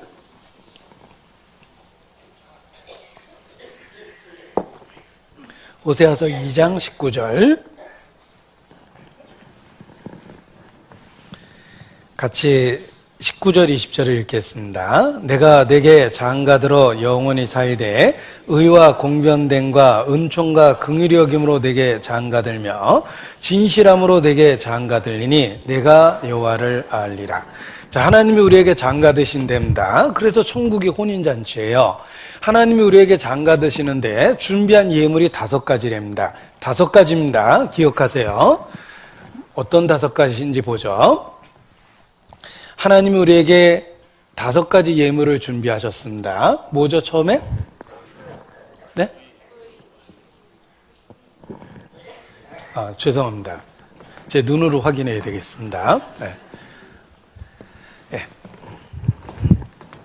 보세요. 5가지입니다. 의와 공변과 은총과 긍휼히 여김과 진실함으로 내게 장가들리라. 그렇습니다.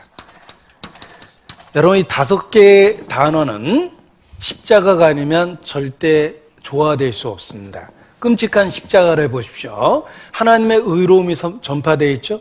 선포되어 있죠? 공변, 죄에 대한 보응이 이루어졌어요. 그런데 내가 죽어야 될 자리에서 대신 죽으셨죠. 은총, 긍휼. 왜 하나님이 그렇게 하셨죠? 하나님은 인간을 진실되게 다루고 있는 거예요. 십자가는 5개의 진리를 선포하고 있습니다. 의와 공변과 은총과 긍휼히 여김과 진실함으로 내게 장가들리라.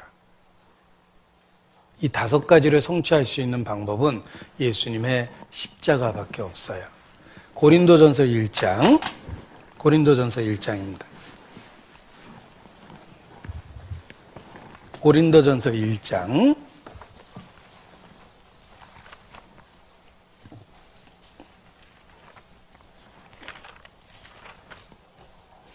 30절.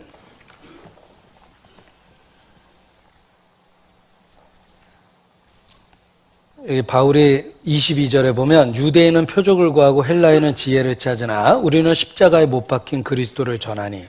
자, 유대인은 표적을 구합니다. 기적이 일어나면 믿었어요. 헬라인은 지혜를 찾았어요. 논리적이고 철학적이고 이성적이고 이런 거 좋아했습니다. 그러나 구원은 십자가에 못 박힌 그리스도를 통해서 구원이 이루어집니다. 30절 같이 읽죠. 너희는 하나님께로부터 나와서 그리스도 예수 안에 있고 예수는 하나님께로부터 나와서 우리에게 지혜와 의로움과 거룩함과 구속함이 되셨으니. 지혜와 의로움과 거룩함과 구속함이 되셨다. 보세요. 나라는 존재가 예수 그리스도를 믿으면 어떤 일이 일어납니까? 지혜와 어떻게 구원을 얻는지 하나님의 지혜가 이루어지고 의로움과 거룩함과 구속함이 이루어져요. 예수는 하나님께로부터 나와서 우리에게 지혜와 의로움과 거룩함과 구속함이 되셨어요.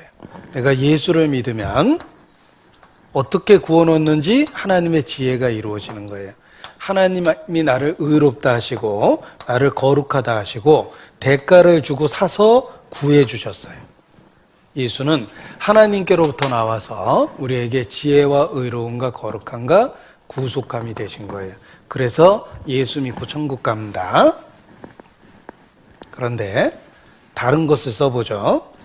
나라는 존재가 착한 일을 많이 해서 천국 가려고 그러면 절대 못 가요. 왜냐하면 하나님 보기에 여전히 죄인이에요. 도둑놈이라고 맨날 도둑질하는 게 아닙니다. 착할 수도 있고 적금부일 수도 있고 성실할 수도 있고 부모에게 효자일 수도 있어요. 그러나 도둑질하기 때문에 도둑놈이에요. 사람은 선을 행하기 때문에 문제가 아니라 죄도 짓기 때문에 죄인이라는 거예요. 아무리 착한 일을 해도 죄인이죠. 나라는 존재가 마음 잡고 목사가 됐어요. 어떤 분은 또 목사를 그렇게 부러워하더라고요. 남들은 6일이라고 하루 쉬는데 목사는 하루 일하고 6일 쉬네? 뭐 이러는데 아마 일요일날 교회 와서 목사님을 만나니까 목사가 일요일만 일하는 줄 알았나 봐요. 네. 네. 뭐 변명하지 않겠습니다. 나라는 존재가 마음 잡고 목사가 됐지만 하나님 보기엔 여전히 죄인이에요. 여기 목사라고 썼는데 집사가 되고 권사가 되고 장로가 돼도 여전히 죄인이에요. 스님이 되고 수녀가 되고 신부가 되고 교황이 돼도 여전히 하나님 보기엔 죄인이에요. 어떤 종교적인 노력도 인간의 죄를 해결할 수 없고 인간의 선행으로도 죄를 해결할 수 없어요. 죄싹은 사망이며 피 흘림이 없은즉 죄사함이 없느니라. 오직 예수 그리스도 우리에게 지혜와 의로움과 거룩함과 구속함이 되십니다. 그래서 내가 예수를 믿어야지 하나님 앞에 의인이 되는 거예요. 그래서 예수 믿고 천국에 가는 겁니다. 하나님이 그렇게 정하셨어요. 골로새서 1장 찾겠습니다. 골로새서 1장.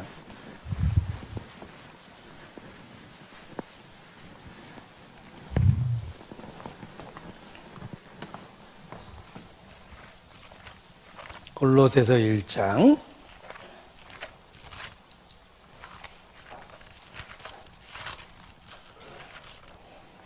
6절을 같이 읽겠습니다. 이 복음이 이미 너희에게 이르매 너희가 듣고 참으로 하나님의 은혜를 깨달은 날부터 너희 중에서와 같이 또한 온 천하에서도 열매를 맺어 자라는도다. 자, 복음을 들으면 하나님의 은혜를 깨닫게 됩니다. 구원받았다는 말을 쉽게 바꿔보면 하나님의 은혜를 깨달은 거예요. 그 하나님의 은혜를 깨달은 날, 그날이 구원받은 날입니다. 하나님의 은혜를 깨달은 날로부터 너희 중에서와 같이 또한 온 천하에서도 열매를 맺어 자라는도다. 복음에는 하나님의 사랑이 나타나 있고 그 하나님의 사랑을 깨달은 날이 구원받은 날이에요. 그리고 정말 구원받았다는 증거는 열매를 맺어 자라는도다. 삶의 변화가 일어납니다. 제가 이렇게 철없이 행동하다가 어느 날 올바로 살아야 되겠다는 생각을 했던 적이 있습니다. 저희 아버지 어머니는 바깥에서 일하시느라고 제가 어려서 잘 본 적이 없어요. 할머니가 주로 집안에서 저를 키우셨는데 할머니가 얼마나 저를 애지중지해서 키웠는지 지금도 제가 기억하는데 겨울에 딱 일어나서 맨발로 나올까봐 제가 일어나는 소리가 나면 제 방까지 막 달려오셔서 그 맨발로 찬 곳 밟지 말라고 그 실내화를 딱 갖다 놓으셨어요. 그래서 제가 나오면서 첫 발을 거기다 이렇게 디디면서 오고 아무튼 우리 할머니가 저한테 애지중지하면서 저를 키워가지고 돌아가시는 걸 제가 봤는데요. 제가 이렇게 생각을 했어요. 야, 내가 우리 할머니가 그런 정성으로 날 키웠는데 내가 나쁜 짓 하면 우리 할머니 인생이 진짜 너무 불쌍하다. 내가 똑바로 살아야지 우리 할머니가 살았던 삶이 보람이 있겠지. 그렇게 생각하니까 나쁜 짓 할 마음이 싹 들어갔어요. 신앙적으로도 똑같아요. 정말 하나님이 나 같은 걸 구원해 주셨는데 내가 잘못 살면 안 되지. 하나님의 은혜를 깨달으면 그 사랑이 강권해서 죄를 막아주는 거예요. 그래서 여러분 어떻게 들으실지 모르겠지만 제가 늘 기도했던 것 중에 하나가 있습니다. 하나님, 혹시 제가 가룟 유다 같은 선택을 하게 된다면 그 전에 죽여주세요. 사람이 사는 게 중요한 게 아니라 가치 있게 사는 게 중요한 거예요. 앞으로의 삶을 가룟 유다처럼 사느니 차라리 죽는 게 나은 거예요. 그때는 기꺼이 죽는 게 낫습니다. 우리가 생명은 소중하지만 더 가치 있는 일이 있을 때는 그때는 기꺼이 죽어야 돼요. 잘 생각해 보십시오. 내가 죽어서 100명이 살 수 있으면 그땐 죽어야 돼요. 가치 있게 그게 가치 있는 죽음이죠. 거꾸로 한번 얘기해 보죠. 내가 살아남으려고 100명을 죽게 만들면 그건 진짜 잘못된 선택이에요. 내가 살아남기 위해서 100명을 죽게 만들면 그건 살 가치도 없는 거예요. 잘못된 선택이죠. 마찬가지로 내가 죽어서 100명이 산다면 죽어야 되는 거예요. 그땐 죽어야 되는 거예요. 사람이 꼭 죽어야 될 때가 있어요. 가치 있는 일이 있을 때. 정말 해서는 안 될, 인간이 해서는 안 될 부끄러운 일을 하기 전에 차라리 죽는 게 나아요. 마찬가지로 하나님, 혹시 제가 잘못된 선택을 해서 가룟 유다 같이 선택을 하게 된다면 그 전에 꼭 죽여주세요, 주님. 그렇게 기도도 했는데 여러분도 마찬가지예요. 우리가 정말 하나님의 은혜를 깨달으면 주님 은혜를 저버리는 삶을 선택하느니 차라리 죽어야 되겠다. 그런 생각을 합니다. 그래서 선하게 살고자 하는 열망이 생긴 거예요. 나 같은 걸 구원해 주셨기 때문에 내가 정말 주님 안에서 살아야 되겠다. 이렇게 생각이 드는 겁니다. 그래서 구원받았다는 말을 쉬운 말로 하면 하나님의 은혜를 깨달았다. 이렇게 표현하는 거예요. 자, 13절, 14절입니다. 13절, 14절. 같이 읽죠. 그가 우리를 흑암의 권세에서 건져내사 그의 사랑의 아들의 나라로 옮기셨으니 그 아들 안에서 우리가 구소 곧 죄사함을 얻었도다. 이 말씀을 한 번 읽으면 잘 이해가 안 가요. 그러나 반복적으로 읽고 묵상하면 이 속에 놀라운 비밀이 있습니다. 보세요. 그림을 그리면 쉽게 이해가 가요. 자, 하나님은 창조주입니다. 천지를 지은 창조주예요. 그는 입법자와 재판자입니다. 어떻게 세상을 재판하시냐면 법을 갖고 계세요. 율법. 율법을 어기면 정죄돼요. 법대로 심판을 받게 되겠죠? 그래서 지옥에 가게 돼요. 어렸을 때 친구가 저한테 영어로 욕을 하나 가르쳐 줬어요. 너 미군한테 욕하면 집에까지 쫓아온다? 막 그렇게 해서 저한테 나쁜 친구가 욕부터 가르쳐 줬는데, 미군한테 욕하는 걸 하나 제가 배웠는데, 그게 갓댐이라는 말이었어요. 하나님이 너 저주한다 이런 뜻, 지옥 간다 이런 뜻이에요. 그러니까 기독교 국가인 그들에게 그 욕은 굉장히 끔찍한 욕이에요. 그러니까 화가 나는 거예요. 그 어떤 인격을 모독하는 것보다 그게 가장 큰 욕이 된 거예요. 정죄받고 지옥에 간다. 이게 불행하게도 내가 이 동네에서 태어났어요.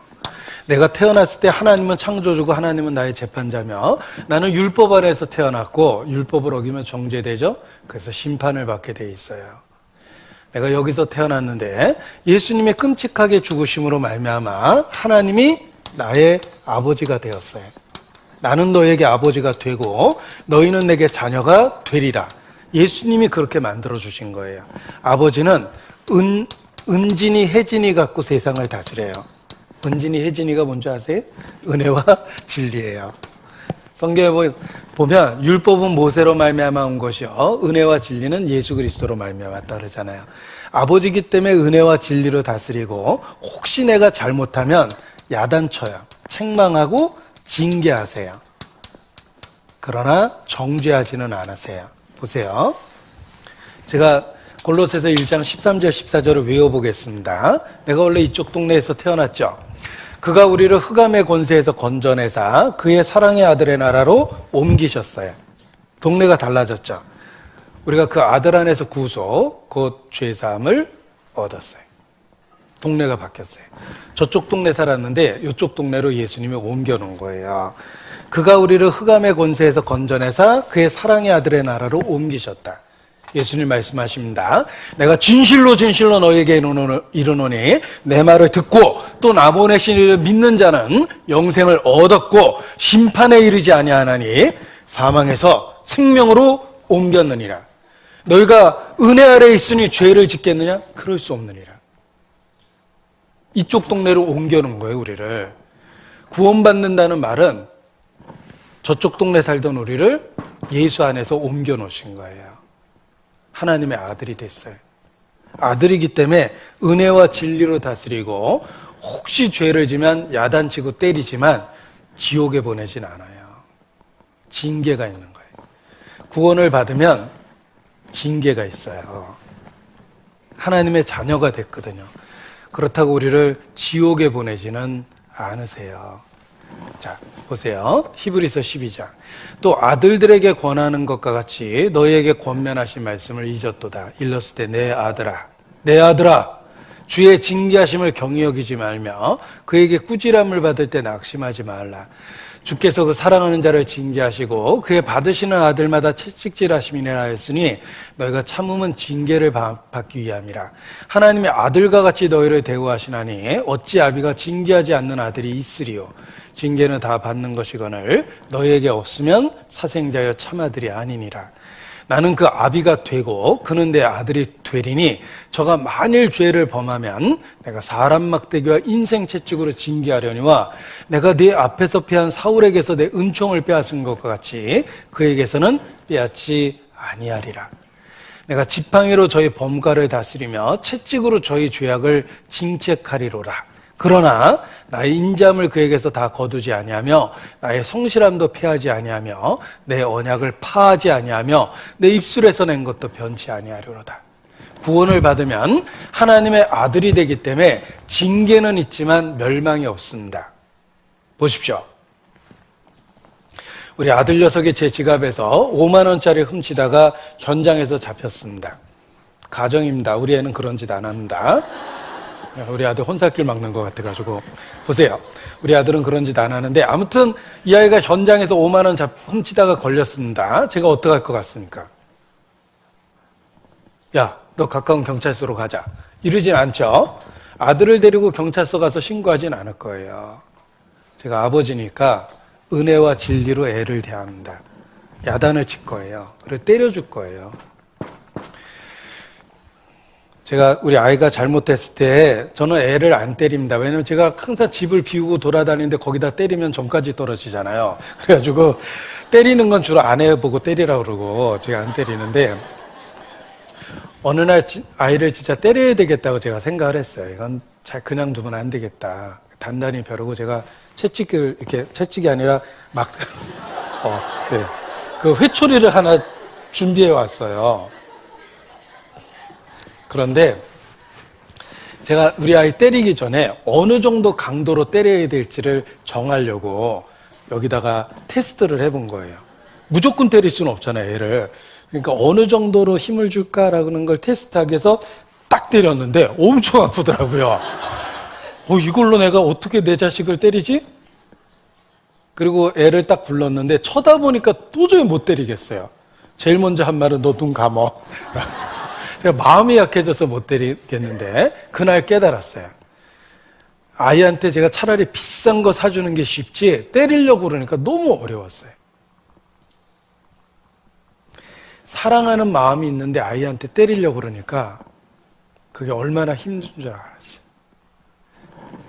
하나님이 우리를 징계하시겠다고 그랬는데 은혜 가운데서 하신 말씀이에요. 우리가 혹시 죄를 지면 징계는 하셔도 절대로 정죄는 안 하세요. 동네가 바뀐 거예요. 예수 안에 있는 나에겐 결코 정죄함 없네. 생명의 성령 해법이 해방하였네. 로마서 8장 1절이죠. 그냥 멜로디만 붙인 겁니다. 정죄가 없어요. 이쪽 동네로 왔거든요. 하나님은 징계하시지 지옥에 보내는 게 아니에요. 아버지가 되셨거든요. 그런데 옆집 아이가 툭 하면 우리 집에 와서 자꾸 5만 원짜리 가져갑니다. 저 그 아이 야단 안 쳐요. 저 그 아이 안 때립니다. 제가 왜 남의 자식 때립니까? 저 절대 안 때립니다. 그냥 신고해버릴 거예요, 경찰에. 남의 집 아이는 법대로 하는 거예요. 그거 뭐 어떡해요. 쟤 좀 잡아가세요. 그럴 수밖에 없죠. 우리가 구원받기 전에는 하나님의 자녀가 아니에요. 경고만 하세요. 너 회개하라.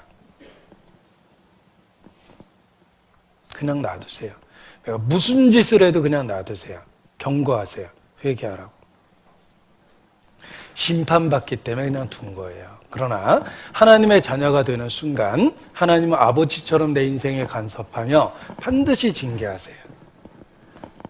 고아로 살 때는 내가 하루 종일 저 휴대폰 만지작거리고 밤새 눈알 빨개지도록 인터넷에도 뭐라 그럴 사람이 없어요. 고아인데요. 뭐 내 인생 내가 책임지는 거지. 그러나 아버지 밑에서 양육될 때는 하루 종일 휴대폰 만지면 야단 맞죠. 휴대폰 뺏깁니다. 밤새로 인터넷 하면 와서 혼내줍니다. 너 그만 자. 불 꺼버리고 가시죠. 우리는 고아가 아니에요. 하나님이 내 인생에 간섭하기 시작해서 죄로부터 멀어질 수 있도록 도와줍니다. 그래도 죄를 지면 징계하세요. 그러나 정죄는 안 하세요. 하나님의 자녀거든요. 그래서 구원받은 이후에 죄를 지면 하나님이 간섭하시고 징계하셔서 죄로부터 멀어질 수 있도록 도와줍니다. 이 담배 오래 핀 사람은 습관돼가지고 빨대를 잡아도 꼭 이렇게 잡아요. 습관이 돼서 그래요. 어떤 며느리가 고추씨 이렇게 털었대요. 시어머니가 깜짝 놀랐습니다. 아가, 너 담배 피니? 아니요. 이러다가 바로 걸렸다는데. 습관이 되면 그러잖아요. 제가 담배가게 아들이었습니다. 저희 집에 여러 가지 일을 했는데 그 중에 하나가 구멍가게인데 담배가게 아들이었어요. 담배를 끊을 이유가 없어요. 담배가 무한 공급되고 있었거든요. 그러다가 25살 때 구원을 받았는데 이미 오랫동안 핀 담배가 습관이 됐는데 성경 읽고 기도하다 보니까 이게 나하고 안 어울린다는 걸 확실히 알았어요. 담배가 멀어져요. 구원받기 전엔 욕 잘했습니다. 내가 욕 안 하면 내가 나만 바보 된 것 같아가지고 너무 집에 와서도 분했어요. 한마디 해주고 오는 건데 막 그랬는데 지금은 욕 안 해요. 욕하면 하나님 앞에 난처해서 제가 욕 안 해요. 우리 어른 앞에 모시고 있다가 그 앞에서 욕지거리 할 수는 없잖아요. 하나님이 아버지가 되는 순간 내 삶에 여러 가지 변화가 생겼어요.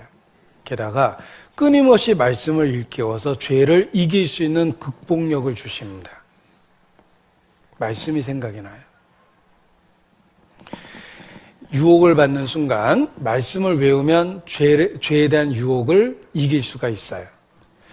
요즘 미쓰리가 나만 보면 자꾸 웃는다. 그러면 이성에 관한 유혹을 이길 수 있는 말씀을 외우면 돼요. 대저 음란한 계집은 귀한 생명을 사냥함이니라. 속으로 외우셔야 됩니다. 대저 음녀의 입술은 꿀을 떨어뜨리며 그 길은 기름보다 미끄러우나 나중은 쑥같이 쓰며 두 날 가진 칼같이 날카로우니라. 이렇게 외워보면 미쓰리가 웃을 때마다 소름이 쫓기쳐요.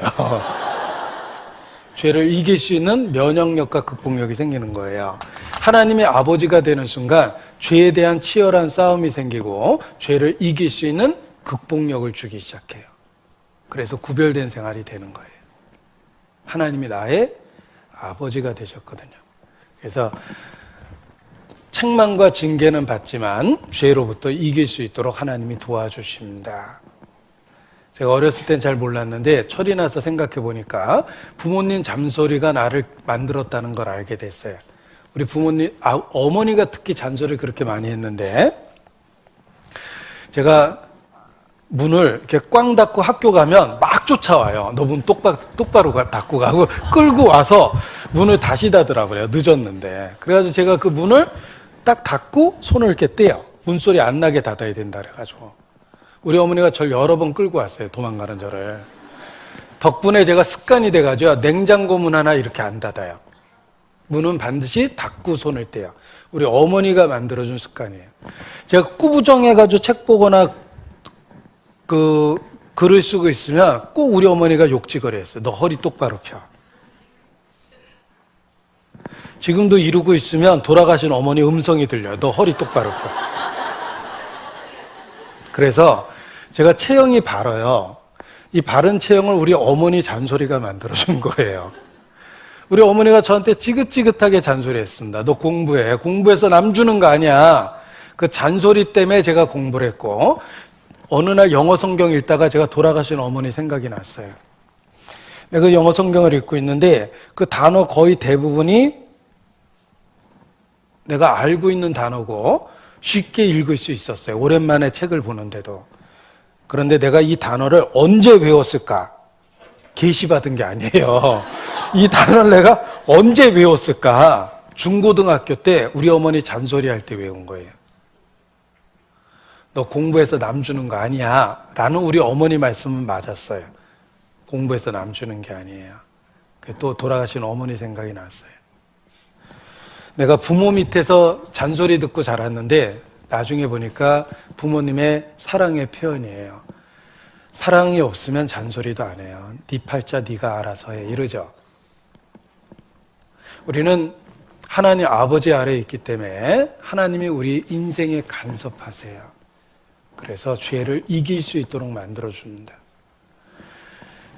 우리 구주의 이름을 기억하십시오. 예수, 구원이란 뜻이죠? 이름이 하나 더 있어요. 임마누엘, 하나님이 우리와 함께 계시다. 우리를 구원해 주시고 어디다 갖다 버린 게 아니고요. 우리와 함께 하시겠다고 약속을 해 주셨어요. 부모의 은혜는 낳아주고 기르신 거예요. 낳으실 때 괴로움 다 해주시고 기르실 때 밤낮으로 애쓰는 게 부모의 은혜입니다. 우리를 구원해주고 천국에서 만나자고 그러는 게 아니에요. 이제 나와 함께 인생을 살자예요. 우리를 양육하시는 하나님의 은혜가 있습니다. 그래서 천국에 이르렀을 때 하나님께 감사하는 것, 나를 구원해 주신 것, 그리고 천국까지 함께 인도해 주신 것에 대해서 감사하게 되는 거예요. 하늘나라 갈 때에 영영 부를 나의 찬송 예수 인도하셨네. 천성까지 함께 하십니다. 그러한 하나님의 약속이 있어요. 내가 예수님을 믿는 순간 구원의 확신이 생기고 나를 고아처럼 버려두신 게 아니고 함께 하시는 은혜가 있습니다. 임마누엘, 주님이 함께 하십니다. 지금까지 지내온 것 주의 크신 은혜라. 그렇습니다. 함께하는 은혜가 있습니다. 자, 하나님이 함께 하신다는 걸 그림으로 표현해 봤습니다. 보세요. 주님은 우리와 동행하십니다. 험난한 인생의 파도가 칠 때 갈 길을 가르쳐 보이십니다. 등대와 같은 역할을 하시죠. 인생의 파도로부터 나를 보호하고 지켜내십니다. 나와 함께 하십니다. 이것이 정론이 너는 이리로 행하라. 내가 환난의 떡과 고생의 물은 주나 선생은 다시 숨기지 아니하리니 내 뒤에서 말소리가 들려 이르기를 이것이 정론이 너는 이리로 행하라 할 것이라 라고 말씀하셨어요. 나의 갈 길을 가르쳐 보이십니다. 제가 제일 좋아하는 그림입니다. 설교할 때도 함께 하세요. 아까부터 보셨죠? 여기 계셨는데. 안녕하세요, 주님. 아까부터 계셨어요. 네. 정말 함께 하십니다. 그리고 위험한 수술 받을 때 그 자리에도 함께 계셔요. 그리고 병상에서 위로하시는 분도 주님이시고 어머니의 손길처럼 잠잘 때 지켜주시고 병상에서도 나와 함께 하십니다. 그리고 중요한 비즈니스 계약이 있을 때도 예수님이 대신 만나주셔요. 이 사람이 속으로 그럴 겁니다. 아니 왜 자꾸 계약서에 사인하고 싶지? 막 이런 생각이 들 텐데 주님이 만나주셔서 호감이 느껴지는 거예요. 이 그리스도인은 정말 그리스도인은 만나면 호감이 느껴져요. 이렇게 사귀고 싶은 마음이 생깁니다. 어떤 분은 아파트에서 누가 쫓아오더래요. 그래서 왜 쫓아왔냐 그랬더니 자기도 이 아파트에 산다고 그러더래요. 왜 쫓아왔냐 그랬더니 너무 인상이 좋으셔서 사귀고 싶어서 쫓아왔다고 그러더래요. 그래서 나하고 사귀려면 말씀을 들어야 돼요. 그랬더니 그 다음 주에 말씀 들으러 오셨어요. 어떤 분을 보면 굉장히 좋은 사람처럼 보이는 분이 있잖아요. 우리가 주님과 가까이 있으면 그렇게 보여요. 연구할 때도 도와주고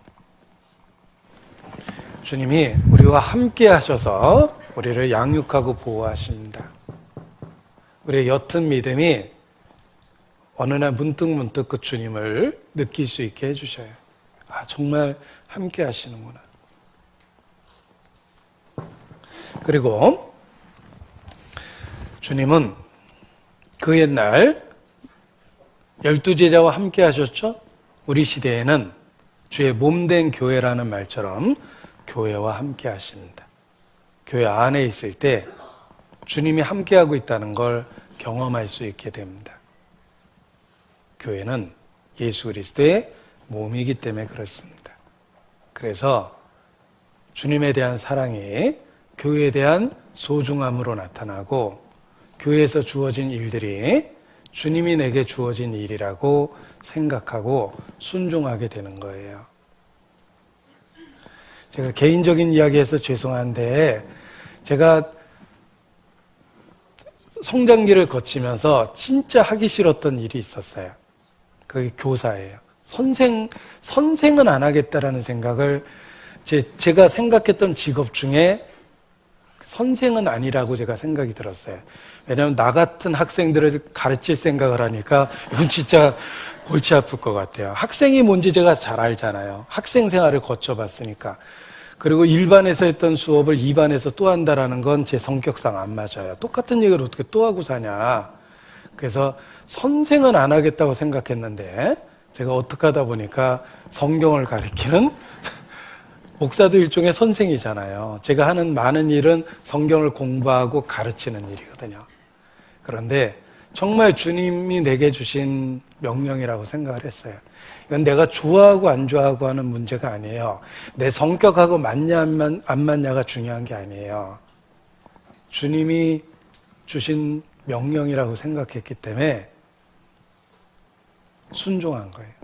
그리고 순종한 결과 내 성격적으로 할 수 없었던 일을 하실 수 있도록 도와주셨어요. 제 자신이 잘 알아요.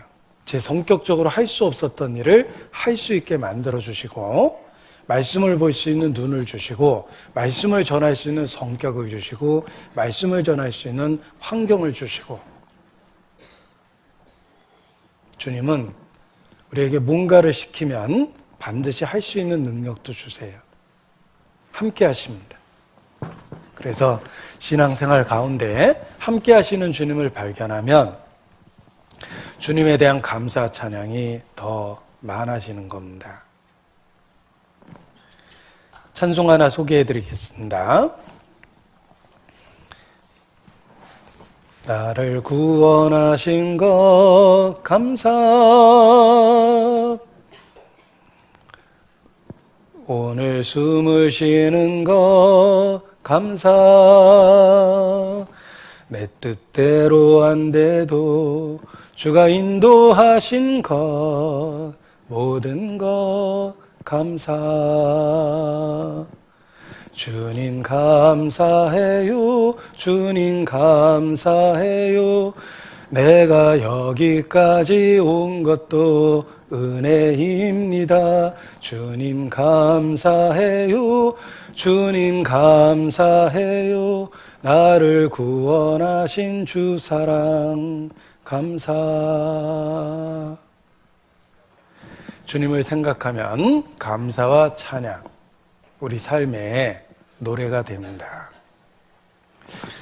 이 기도를 어떻게 하느냐에 대한 교훈을 사도행전을 액츠라고 영어로 그러는데 어떤 분이 이렇게 설명하셨어요. 사도행전을 영어로 액츠라고 그러거든요. adore, 주님에 대한 그 찬미가 있어야 되고 confession, 죄에 대한 자백이 있어야 되고 thanks, 주님에 대한 감사가 있어야 되며 supplication, 주님에 대한 간구가 있어야 된다 이렇게 표현했는데 우리가 주님 앞에 서면 제일 먼저 나오는 말이 adore예요. 주님 감사합니다. 찬미와 찬양이에요. 왜냐하면 예수 그리스도 안에서 바랄 수 없는 놀라운 은혜를 주셨고 더 놀라운 건 여전히 지금 함께 하신다는 것입니다. 함께 하시는 주님 안에서 늘 승리하기 바랍니다. 기도하시겠습니다. 거룩하신 하나님, 오늘 또 한 주간 주의 말씀 안에서 살 수 있도록 붙잡아 주심을 진심으로 감사를 드립니다. 우리 주께서 주신 이 말씀이 우리 언행에 변화를 주고 더욱 주님 안에서 살 수 있는 힘의 근원이 될 수 있도록 함께해 주시기를 주님께 기도합니다. 우리 중에 결코 이루어지는 자가 없도록 자비를 베풀어 주시고 영과 육을 온전히 주님 오시는 날까지 보존하여 주시옵소서. 겸손으로 허리를 묶고 진리 안에서 순종하며 살 수 있도록 도와주시기를 주님께 부탁을 드립니다. 하루를 살아도 주님 안에서 살 수 있는 결단과 결심을 주시고 또 그렇게 살 수 있는 능력도 베풀어 주시기를 주님께 기도합니다. 고마우신 우리 구주 예수님 이름으로 기도합니다. 아멘. 고린도전서